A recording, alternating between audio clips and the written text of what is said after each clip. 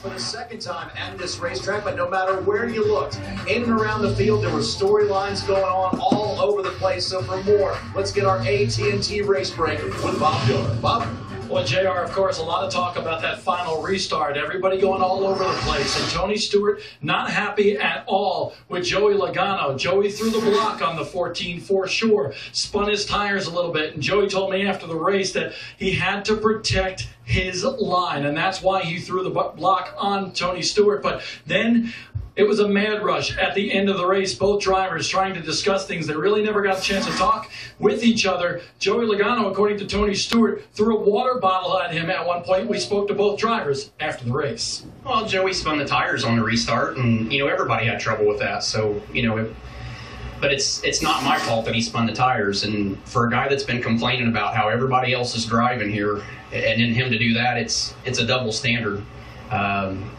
He makes the choice. He makes the decision to run us down there. And when you run a driver down there, then you take responsibility of what happens after that. So, he's a tough guy on pit road as soon as one of his crew guys gets in the middle of it. Until then, he's a scared little kid, and then he wants to sit there and throw a water bottle at me. So he's going to learn a lesson, and he can run his mouth on Twitter and stuff all he wants tonight.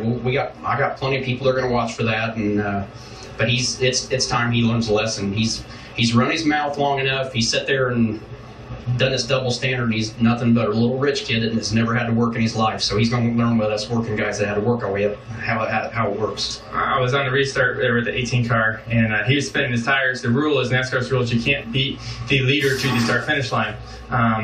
So I was actually pedaling like half throttle, which gave the 14 the run to get underneath me. And at that point, I blocked.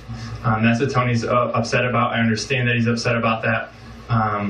If that was at any point earlier in the race, that would be really dumb for me to do. The end of the race, I feel like, is what I had to do. I feel like if I got put 3 wide, that was going to be the end of my race. I wasn't going to win the race anymore.